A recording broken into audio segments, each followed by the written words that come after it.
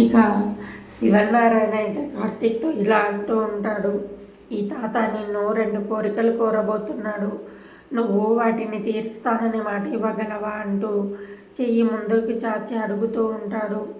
ఇక కార్తీక్ అయితే అవేంటో ముందు చెప్పు తాత అని అడుగుతూ ఉండగా, లేదు ముందు నువ్వు నా చేతిలో చెయ్యేసి చెప్తేనే నేను అవేంటో చెబుతాను, అప్పుడే నాకు నమ్మకం ఉంటుంది అని శివనారాయణ అయితే కార్తీక్తో చెబుతూ ఉంటాడు.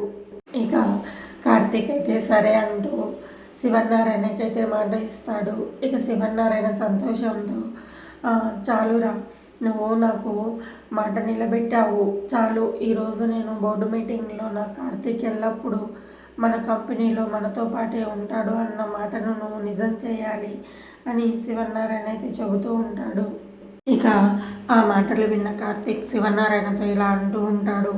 అది ఎలా సాధ్యమవుతుంది తాత, నేను ఇప్పుడు మీ డ్రైవర్ని కదా, మరి అది ఎలా సాధ్యమవుతుంది అని అడుగుతూ ఉండగా, ఇక శివనారాయణ అది ఎలా సాధ్యమవుతుందో నేనున్నాను కదా, నేను చూసుకుంటాను, నేను సాధ్యమయ్యేలా చేస్తాను అని అంటూ ఉండగా, ఇక కార్తీక్ అయితే సరే తాత మీ ఇష్టం అని అంటూ ఉంటాడు.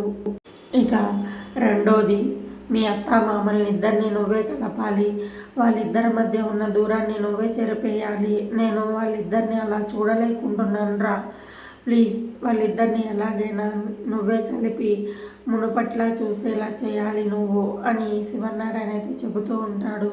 ఇక కార్తీక్ అయితే ఇలా అంటూ ఉంటాడు.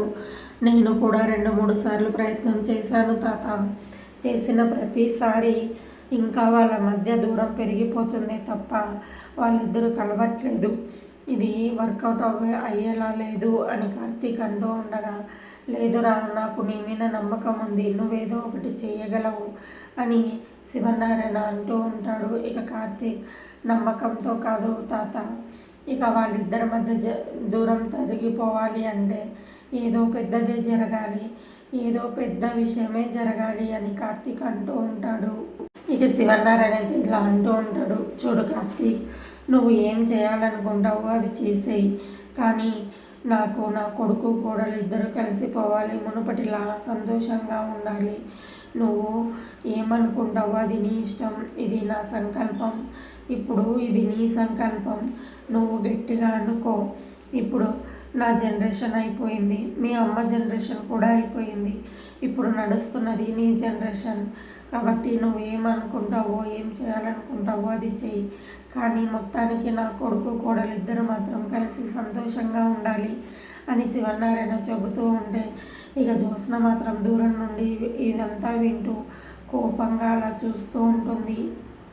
నాకు తెలుసు కార్తీక్, నువ్వు ఇచ్చిన మాటను నిలబెట్టుకుంటావు, నా ఇల్లు మునుపటిలా కలకలలాడిపోవాలి, అది నాకు బాగా కనిపిస్తోంది, నాకు తెలుసు నీ మీద నమ్మకం ఉంది, నువ్వు నేను అనుకున్నవన్నీ నెరవేరుస్తావని నాకు నీ మీద ఖచ్చితంగా నమ్మకం ఉంది అని చెప్పి అక్కడి నుండి ఇక శివనారాయణ అయితే వెళ్ళిపోతాడు.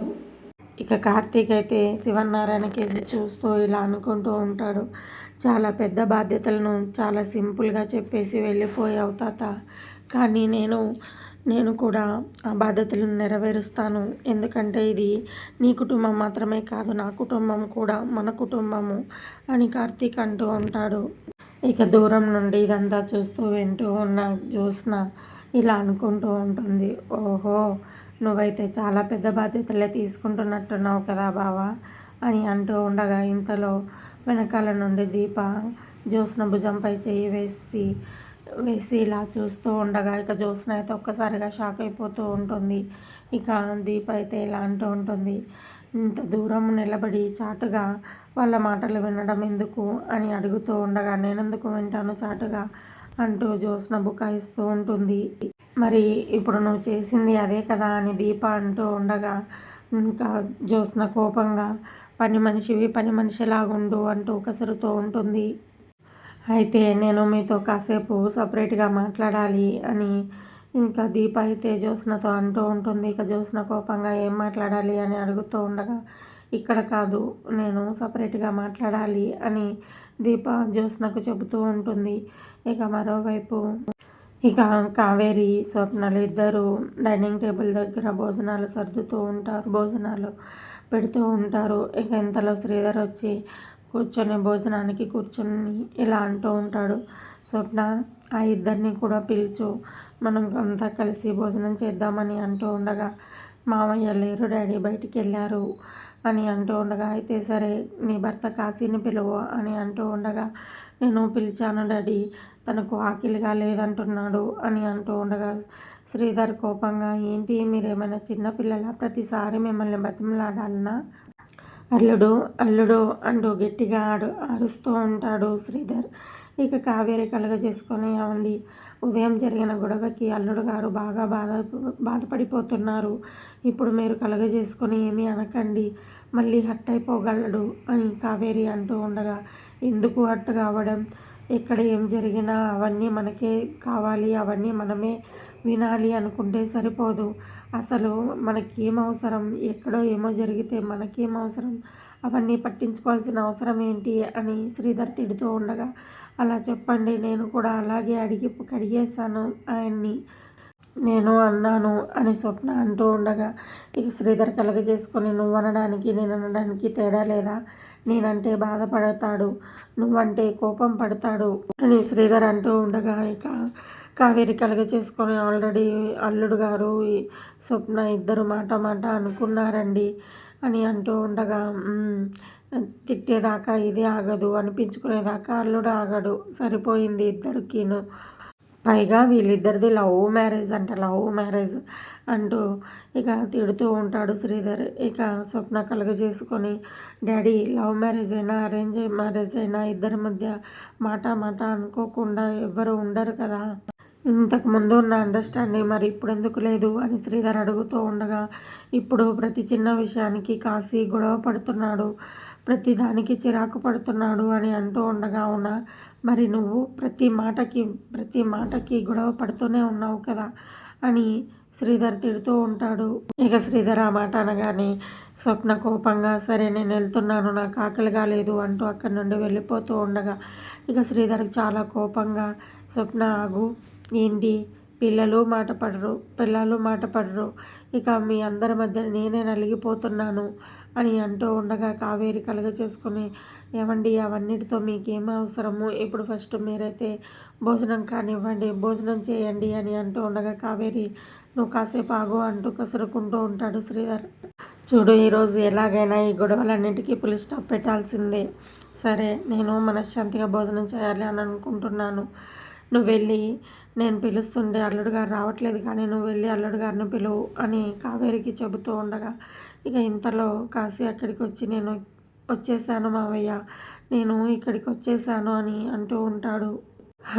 చందాల కోసం వచ్చిన వాడిలా అక్కడెక్కడో నిలబడిపోతే ఎలా అల్లుడు, రా ముందుకొచ్చి నిలబడు అని అంటూ ఉండగా, కాశీ ముందుకొచ్చి, నేను ఎవరిని బాధ పెట్టాలి అని అనుకోవట్లేదు మావయ్య అని అంటూ ఉంటాడు.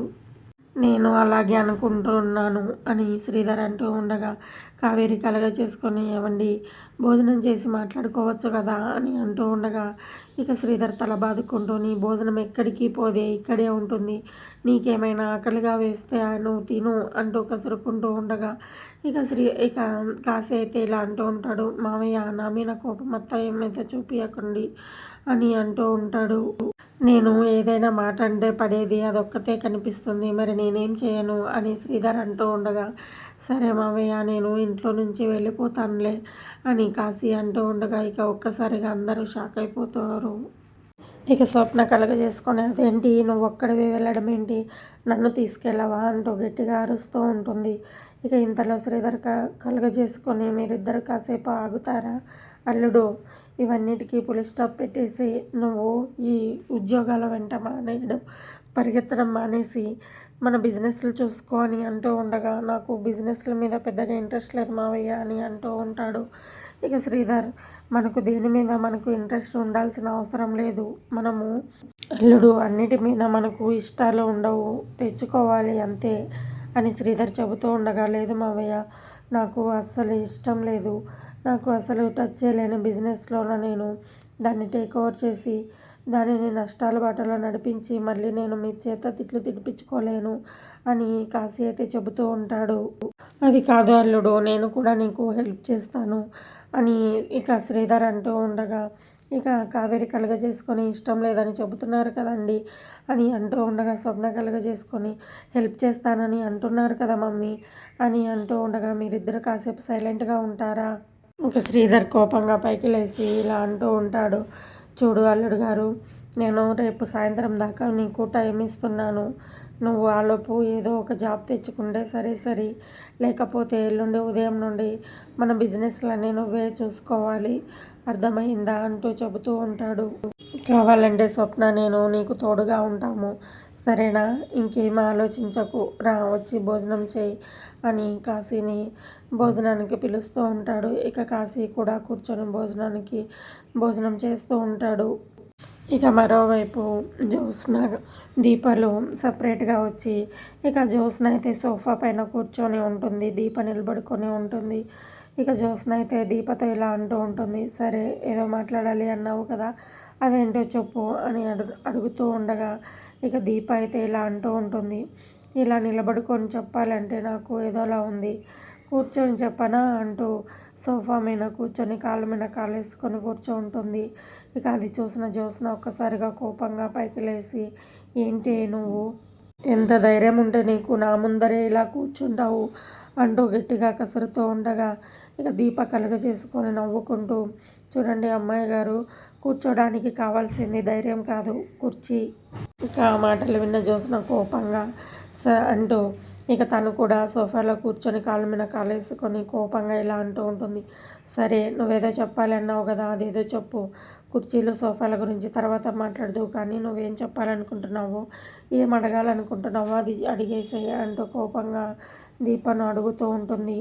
ఇక దీప ఇలా వెటకారంగా ఒక మాట మాట్లాడుతూ ఉంటుంది, మా బావ నాకు ఎప్పుడో ఒక మాట చెబుతూ ఉంటాడు అని అంటూ ఉండగా ఏంటది అని జ్యోత్స్న అంటూ ఉంటుంది, చేతగాని పనులు చేయొద్దు అని చెబుతూ ఉంటాడు. ఇక జ్యోత్స్న కలుగజేసుకొని, నువ్వు చేసే పనుల గురించి ఆలోచించి మీ బావ చెప్పి ఉంటాడు అని అంటూ ఉండగా, సరే అమ్మాయి గారు, నా గురించి ఎందుకు వదిలేసేయండి, కాసేపు మీ గురించి మాట్లాడుకుందాం అని అంటూ ఉంటుంది. అమ్మాయి గారు, మీరు ఒక పని చేయండి, మీకు చేతగాని పనులన్నిటినీ చేయడానికి వదిలేసేయండి, మీరు ఆ పనులు ఏవి చేయకండి అని ఇంకా దీప అయితే జ్యోత్స్నకు చెబుతూ ఉండగా జ్యోత్స్న కోపంగా ఇలా అంటూ ఉంటుంది, మనకు ఎవరైనా సలహా ఇవ్వాలంటే ఒక స్థాయి ఉండాలి, అది గుర్తుపెట్టుకో అని అంటూ ఉంటుంది. దానికి ఒక అర్హత ఉండాలి అని జ్యోత్స్న అంటూ ఉండగా దీప కలుగజేసుకొని, నాకు తెలిసి మీకు చెప్పగలిగే అర్హత నాకుందని అనుకుంటున్నాను అని అంటూ ఉండగా ఇక జ్యోత్స్న కోపంగా, నువ్వు ఈ ఇంటి పని మనిషివి అని అంటూ ఉంటుంది. ఇక దీప, ఇక నాకు తెలిసిన విషయాన్ని ఎన్నిసార్లు అని చెబుతారు అమ్మాయి గారు అని అంటూ ఉంటుంది.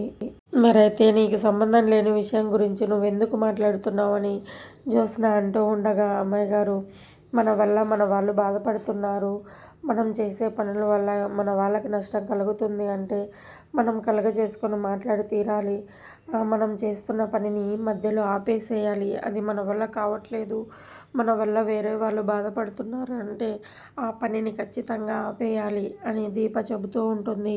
చూడు, ఈ సలహాలు ఎవరు చెప్పినా వినొచ్చు, కానీ నువ్వున్న ప్లేస్లో నువ్వు ఇచ్చే సలహాలు వినాల్సిన అవసరం నాకు లేదు అని జ్యోత్స్న అంటూ ఉండగా ఇక దీప చాలా కాన్ఫిడెంట్గా ఇలా అంటూ ఉంటుంది, అలా అయితే నువ్వు ఉన్న ప్లేస్ కూడా నీది కాదు అమ్మాయి గారు అని అంటూ ఉండగా ఇక జ్యోత్స్న అయితే ఒక్కసారిగా షాక్ అయిపోతుంది. ఇక దీప కలుగజేసుకొని, ఈ స్థానంలో ఉండే అర్హత మీకుందా అంటూ ప్రశ్నిస్తూ ఉంటుంది. ఇక ఒక్కసారిగా షాక్ అయిపోయిన జ్యోత్స్న తన మనసులో ఇలా అనుకుంటూ ఉంటుంది, నో డౌట్ దీపకు నిజం తెలిసిపోయింది, ఈ స్థానం తనది కాబట్టి ఈ స్థానంలో ఉండే అర్హతల గురించి నాకు చెబుతూ ఉంది అని ఆలోచిస్తూ ఉండగా ఇక దీప ఇక చిటికలు వేస్తూ మళ్ళీ, అమ్మాయి గారు, మీ మనసుకు మీకు లోపల ఏదో ఘర్షణ జరుగుతున్నట్టుంది, ఇది నేను ఉండాల్సిన స్థానం కాదా అని మీ మనసును అడుగుతున్నారా ఏంటి అని అడుగుతూ ఉండగా ఇక జ్యోత్స్న అయితే మళ్ళీ ఒక్కసారిగా షాక్ అయిపోతూ ఉంటుంది అని ఇక దీప అడుగుతూ ఉండగా ఇక జ్యోత్స్న అయితే తన మనసులో ఇలా అనుకుంటూ ఉంటుంది, ఏంటిది, ఇది మాట్లాడుతుంటే నాకు నోట మాట రావట్లేదు, ఇది ఏ మాట మాట్లాడినా నాకు నోటి నుండి ఒక్క మాట కూడా రావట్లేదు ఎందుకు? నేను ఇలాగే భయపడిపోతూ ఉంటే ఇది ఏదో ఒక రోజు నువ్వు దాసు కూతురువి, ఇది నీ స్థానం కాదు అని అన్నా ఆశ్చర్యపోనవసరం లేదు అని జ్యోత్స్న అయితే తన మనసులో అనుకుంటూ ఉంటుంది. ఇక దీప కలుగ చేసుకొని ఏంటి సడన్గా సైలెంట్ అయిపోయారు, ఏదో ఒకటి మాట్లాడండి అని అంటూ ఉండగా, ఏంటి నువ్వు ఏం మాట్లాడుతున్నావు? నేనుండే స్థానం నాది కాకపోవడం ఏంటి అంటూ గట్టిగా దబాయిస్తూ ఉంటుంది. ఇక దీప అయితే నవ్వుతూ, మీ స్థానం అంటే మీరు కంపెనీకి సీఈఓ కదా, నేను అది మాట్లాడుతున్నాను అని అంటూ ఉండగా, ఇక జ్యోత్స్న తన మనసులో ఇలా అనుకుంటూ ఉంటుంది. అమ్మయ్య, దీనికి నిజం తెలియదు, నేనే అనవసరంగా భయపడిపోయాను అని అనుకుంటూ ఉండగా, ఇక దీప అయితే ఇలా అంటూ ఉంటుంది. మీరు ఆ కంపెనీకి సీఈఓగా ఉండాల్సిన అర్హత లేదు మీకు అని అంటూ ఉండగా, ఇక జ్యోత్స్న కోపంగా పైకి లేచి నిలబడి, నా అర్హతల గురించి మాట్లాడడానికి నువ్వెవరు అంటూ గట్టిగా కోపంగా అరుస్తూ ఉంటుంది. ఇక దీప అయితే ఇలా అంటూ ఉంటుంది. మీకు ఈ మాటలన్నీ చెబుతుంది ఇంటి పని మనిషిగా కాదు, కార్తీక్ భార్యగా చెబుతున్నాను అని అంటూ ఉండగా, జ్యోత్స్న, నువ్వు ఎలా చెప్పినా నాకు మాత్రం నువ్వు ఎప్పటికీ పని మనిషివే, నాకు పని మనిషిలాగానే కనపడతావు. అయినా మా తాత నన్నేదో అన్నాడని దాన్ని నువ్వు అడ్వాంటేజ్గా తీసుకుని నాకు ఉచిత సలహాలు ఇవ్వడానికి రాకు అని జ్యోత్స్న అంటూ ఉండగా, ఇక దీప అయితే ఇలా అంటూ ఉంటుంది. చూడు జ్యోత్స్న, నువ్వు నిర్ణయం మార్చుకో, లేకపోతే తర్వాత నువ్వు ఇబ్బంది పడతావు అని చెబుతూ ఉంటుంది. అవన్నీ మాట్లాడడానికి నువ్వెవరు? నేను గట్టిగా తలుచుకున్నాననుకో, నువ్వు ఉన్న ప్లేస్ కూడా నీకు కాకుండా చేస్తాను అని జ్యోత్స్న అయితే వార్నింగ్ ఇస్తూ ఉంటుంది. ఇక దీప అయితే ఇలా అంటూ ఉంటుంది. అంత సీన్ లేదు అమ్మాయి గారు, నా ప్లేస్ని మీరు ఎప్పటికీ మార్చలేరు, ఎందుకంటే నేను ఉండాల్సిన ప్లేస్లోనే ఉన్నాను అని దీప చెబుతూ ఉండగా, మళ్ళీ జ్యోత్స్న ఒక్కసారిగా షాక్ అయిపోయి దీపను అలా చూస్తూనే ఉంటుంది. కానీ మీరు ఉండాల్సిన ప్లేస్లో మీరు లేరు అని అంటూ ఉండగా, ఇక జ్యోత్స్నకైతే తన కాళ్ళ కింద భూకంపం వచ్చినంత పని అయిపోతూ ఉంటుంది. మీరు నా ప్లేస్ని మార్చడం కాదు, అసలు మీ ప్లేస్ ఏంటో మీరు తెలుసుకొని అది కూడా పోకుండా మీరు కాపాడుకోండి అని ఇక దీప అయితే చెబుతూ ఉంటుంది. కానీ జ్యోత్స్నకు చాలా భయం వేస్తూ ఉంటుంది. అలా చెప్పి దీప అక్కడి నుండి వెళ్ళిపోతుంది. ఇక జ్యోత్స్న కోపంగా, ఏంటి ఇది, దీని పుట్టక గురించి నిజం తెలిసిందా తెలియలేదా? నిజం తెలిసినట్లే మాట్లాడుతుంది, ఏంటి అర్థం కాలేదు. దాసేమో నేను అసలు దీపకు నిజం చెప్పలేదు అని అంటాడు, ఇదేమో అచ్చు నిజం తెలిసిన దానిలాగానే మాట్లాడుతుంది. ఏంటో ఏమీ అర్థం కావట్లేదు. గ్రానీతో మాట్లాడి ఈ ప్రాబ్లంకి ఒక సొల్యూషన్ కంపల్సరీ తీసుకోవాలి అంటూ గట్టిగా నిర్ణయించుకొని అక్కడి నుండి వెళ్ళిపోతుంది. ఇక చీకటి పడగానే ఇక పారిజాతం జ్యోత్స్నలు ఇద్దరు కలిసి మాట్లాడుకుంటూ ఉంటారు. ఏంటి, దీప కూడా అనుమానంగా మాట్లాడిందా? అయ్యో, నువ్వు మరీ ఇంత దరిద్రపు గుట్టుదానివేంటి అని అంటూ ఉండగా, ఇక జ్యోత్స్న కోపంగా గ్రానీ అంటూ గట్టిగా అరుస్తూ ఉంటుంది. ఆపు ఆపు, అరవకు అలా. కింద పడిన వాడికి చేయి ఇవ్వచ్చు, గోతిలో పడిన వాడికి చేయి ఇవ్వచ్చు, కానీ నూతిలో పడిన వాళ్ళకి మాత్రం చేయి ఇవ్వలేము, నీకు దండం అంటూ ఇక పారిజాతం అంటూ ఉండగా, జ్యోత్స్న ఇలా అంటూ ఉంటుంది. సాయం చేసే పరిష్కారమైనా ఆలోచించవచ్చు కదా అని జ్యోత్స్న అంటూ ఉండగా, ఇంకెక్కడ పరిష్కారం, ఇక మీ తాత దగ్గర పరువు పాయే, ఆఫీస్లోన పరువు పాయే, మీ నాన్న దగ్గర పరువు పాయే, పోనీ కార్తీక్ గారినన్నా ఏదైనా హెల్ప్ అడుగుదాము అని అనుకుంటే మనకంటే ముందు ఆ పని మీ తాతయ్య చేసేశాడు, చివరికి మన పని మనిషి దీప దగ్గర కూడా నీ పరువు పోయింది అని పారిజాతం అంటూ ఉండగా, ఇక జ్యోత్స్న కోపంగా ఇక చేతులెత్తి మొక్కుతూ, ఏదైనా సాయం చేయగలిగితే చెయ్యి, లేదంటే ఇక్కడి నుండి వెళ్ళిపో, అంతేకాని ఇలా దెప్పి పొడుస్తూ మాట్లాడకు అని జ్యోత్స్న కోపంగా మాట్లాడుతూ ఉంటుంది. నేను ఓడిపోతున్నాను, అది నీకు అర్థమవుతుందా గ్రానీ అంటూ అడుగుతూ ఉండగా, అర్థమవ్వడం ఏంటి, కంటికి కనిపిస్తుంటేను. గ్రానీ, బావ మాట్లాడుతున్నా, దీప మాట్లాడుతున్నా, నా పుట్టుక గురించి వాళ్ళకు తెలిసిపోయిందేమో, ఆ నిజం వాళ్ళకి తెలిసి మాట్లాడుతున్నారేమో అన్న భయం నాకు మొదలయ్యింది గ్రానీ, నాకు అసలు కాళ్ళు చేతులు వణుకుతున్నాయి తెలుసా అంటూ చెబుతూ ఉంటుంది. ఇక పారిజాతం కలిగి చేసుకొని నిజం తెలిస్తే కార్తీక్ గాడు ఊరికే ఉంటాడు అనుకున్నావా, ఈ పాటికి ఇంటిని తగలేసేవాడు అని అంటూ ఉండగా, మరి నాకెందుకు గ్రానీ అలా అనిపిస్తుంది అని అడుగుతూ ఉంటుంది జ్యోత్స్న.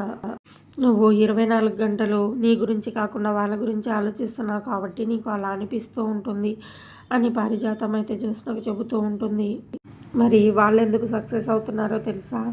వాళ్ళు వాళ్ళ గురించి మాత్రమే ఆలోచించుకుంటున్నారు. కార్తీక్ దీపాల జీవితాల మీద నువ్వు పెట్టిన శ్రద్ధ నీ జీవితం మీద ఒక 10% పెట్టుకుని ఉంటే ఇక నీ జీవితం 3 పువ్వులు 6 కాయలుగా ఉండేది తెలుసా అని పారిజాతం అంటూ ఉంటుంది. చూడు గ్రాని, నేను నీలాగా సెల్ఫిష్ దాన్ని. ఏం చేసినా నా కోసం మాత్రమే నేను చేసుకుంటాను అని అంటూ ఉండగా అవునా, అయితే ఒక మంచి కుర్రాన్ని చూసి పెళ్లి చేసుకో అని పారిజాతం సలహా ఇస్తూ ఉంటుంది. బావకి నాకు జరుగుతున్న ఈ రేస్లో నేను ఓడిపోతున్నాను అంటే నువ్వు పెళ్ళంటావేంటి, మతికిన పోయిందా ఏంటి అని జ్యోత్స్న అయితే కసురుతూ ఉంటుంది. సీఈఓగా నేను రిజైన్ చేసే పరిస్థితి వచ్చింది అంటే దానికంటే ముందు నేను చావడమే నయం అని జ్యోత్స్న అంటూ ఉండగా ఇక పారిజాతం అయితే ఒక్కసారిగా షాక్ అయిపోతూ ఉంటుంది. ఇక అదంతా విన్న పారిజాతం ఇలా అంటూ ఉంటుంది. దీన్ని నువ్వు ఆపాలి అంటే నువ్వు ముందు ఒక పని చేయాలి అని అంటూ ఉండగా ఇక జ్యోత్స్న అయితే ఏంటది అని అడుగుతూ ఉంటుంది. ఇక మరోవైపు దీప కార్తీక్లు ఇద్దరు స్కూటీ మీద వెళ్తూ ఉంటారు. ఇక దీప కార్తీక్తో ఇలా అంటూ ఉంటుంది. బావా, ఇటు నుంచి ఇటే మార్కెట్కి వెళ్ళి ఇంట్లోకి కావాల్సిన కూరగాయలన్నీ తీసుకోవాలి అని అంటూ ఉండగా ఇక సరే అంటూ ఇక కార్తీక్ అయితే స్కూటీ డ్రైవ్ చేస్తూ ఉంటాడు. ఇంతలో కారు వచ్చి స్కూటీకి ఎదురుగా అడ్డంగా ఆపేస్తుంది. ఇక రే, కళ్ళు కనపడతలేవా, కళ్ళు మూసుకొని డ్రైవింగ్ చేస్తున్నావా అని అంటూ ఉండగా ఇక జ్యోత్స్న దిగి కళ్ళు తెరుచుకొని డ్రైవ్ చేస్తున్నాను, మంచిగానే చేస్తున్నాను అంటూ ఉంటుంది. ఇక విన్నావా దీప, అమ్మాయి గారికి ఇలా కార్లతో మనుషులను గుద్దేయడం అలవాటే కదా అని అంటూ ఉంటాడు. చూడు బావా, నాకు అన్ని విషయాలు తెలుసు, నాకు వేరే ఎవరో చెప్పాల్సిన అవసరం లేదు అని అంటూ ఉండగా ఇక కార్తీక్ వెటకారంగా, మరదలా, పెద్ద మేడం గారికి అన్నీ తెలుసు, మనకి ఏమీ తెలియదు. అది సరే మేడం గారు, ఏంటి ఇలా కారు అడ్డంగా ఆపారు, నాతో మాట్లాడాలి అంటే మీరు కారు వేసుకొని వచ్చేసారా, ఒక ఫోన్ కొట్టి ఉంటే సరిపోయేది కదా అని కార్తీక్ అంటూ ఉంటాడు. ఇంకా దీప కోపంగా, డ్యూటీ అయిపోయిన తర్వాత మళ్ళీ ఫోన్లేంటి, ఇంటికి వెళ్ళడాలు ఏంటి ఉండవా, అసలు డ్యూటీ అయిపోయిన తర్వాత మళ్ళీ ఫోన్ కాల్స్ ఇవన్నీ ఏంటి అని కోపంగా అడుగుతూ ఉంటుంది. అమ్మాయి గారికి అంటే సంసారము పిల్లలు అంటూ ఎవరు లేరు కాబట్టి చెల్లుతుంది, నీకు అలా కాదు కదా బావా అని దీప అంటూ ఉంటుంది. బావా, నేను నీతో 10 నిమిషాలు మాట్లాడాలి అని జ్యోత్స్న అంటూ ఉంటుంది. ఇక కార్తీక్ కలగజేసుకొని, మరదల, పెద్ద మేడం గారు మాట్లాడాలి అన్న తర్వాత మనము ఓపిక పట్టకోకుంటే మంచిది కాదు. సరే మీరు చెప్పండి మేడం గారు అని అంటూ ఉండగా ఇక్కడ కాదు, నేను నీతో పర్సనల్గా మాట్లాడాలి అని జ్యోత్స్న అయితే అంటూ ఉంటుంది. బాబా, నాతో 10 నిమిషాలు పక్కకి రావాలి, పద నా కార్లో వెళ్దామని అంటూ ఉండగా ఇక దీప అయితే ఇలా అంటూ ఉంటుంది. నేను పంపను అని అంటూ ఉండగా నేను నీ యజమానిని అని అంటూ ఉంటుంది. ఇక డ్యూటీ సమయం అయిపోయింది, ఇప్పుడు నీకు భయపడాల్సిన అవసరం లేదు అని అంటూ ఉండగా ఇక బాబా, నాతో వస్తావా రావా అని అంటూ ఉండగా నేను పంపను, ఆయన నా మొగుడుతో నీకేంటి పని అని దీప ప్రశ్న వేస్తూ ఉంటుంది. నేను పర్సనల్గా మాట్లాడాలి అంటే నీకు అర్థం కావట్లేదా అని అంటూ ఉండగా అయినా సరే మా ఆయనతో నీకేంటి పర్సనల్స్, నేను పంపను అని దీప అంటూ ఉంటుంది.